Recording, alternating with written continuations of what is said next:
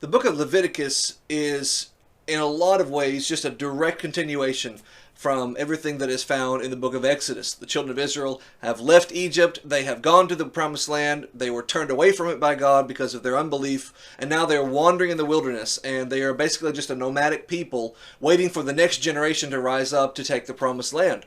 In the meantime is the book of Leviticus and the book of Numbers and the book of Deuteronomy. In Leviticus, you have a lot of laws being given by God to regulate the people and to govern them and to prepare them for when they are an established, settled nation. But in that book, despite all the particulars and the minutiae that you can find there, you can also find there the Messiah. Jesus is in Leviticus. You see him, first of all, in the high priest that God appointed to oversee the religious affairs of the people. Jesus is our high priest, a greater high priest. And so when you look at the old high priest of Levi, the priest that followed after the Levi tribe, and you compare them to Christ, you see similarities, you see connections, but you also see the superiority of Jesus over the Levitical priesthood. Levitical priesthood were made up of flawed individuals. The high priest himself was a flawed person. He offered sacrifices first for himself and then for the people.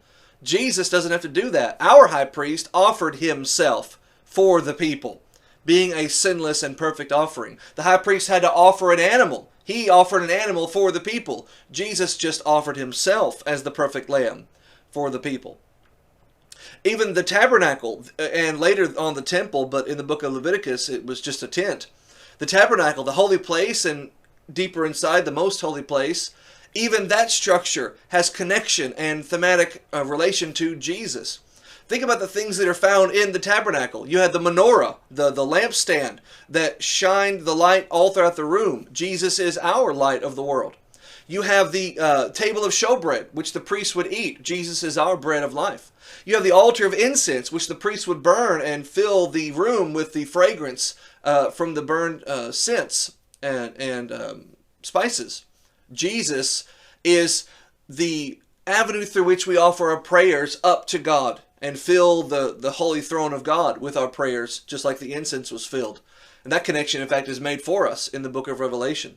So all over Revelation, you find, all over Leviticus, you find Jesus. And that's just the first room of the temple, of the tabernacle. If you go beyond the veil into the most holy place, you find there one particular piece of furniture, the Ark of the Covenant. You find this golden box with angels on top where it is designed to be the throne of God who would rule over the people. Later on, of course, the people would have a king, and they would follow that king in a lot of ways similar to how other nations had kings, but it was not quite the same, because in Israel, God was really the king, and God sat on his throne in the Ark of the Covenant. Jesus is our king. He doesn't sit on a throne of a golden box. He sits on a throne up on high, reigning beyond the stars in the heavenly realm. Nevertheless, that Ark of the Covenant has a significant role to play in the life of the Israelites and a connection to Jesus Christ. Because one day a year, on Yom Kippur, the Israelites would offer a sacrifice through their high priest as a way to appease God and atone God and apologize for all the sins that they've committed over the prior year. And so this lamb would be sacrificed, and the high priest would enter into the most holy place, and he would sprinkle the blood of the sacrificed lamb on the altar, or the Ark of the Covenant. And then he would go through the ritual, and then he'd come out, and he would place his hands on a goat, as if to symbolically place the sins of the people on the scapegoat, and then set it free into the wilderness to survive, to escape, to symbolize the escape of the people from the judgment that they deserve.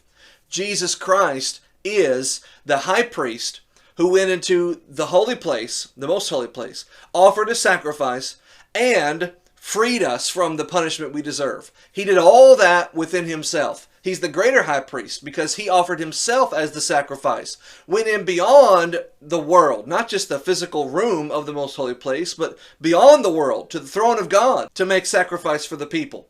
And then in so doing, he became the way we can escape from our sins. And so whether you're looking at the high priest himself, the room in which all the priests worked, or the most holy place room that was only entered once a year, no matter where you look, you can find Jesus all over the book of Leviticus. God bless.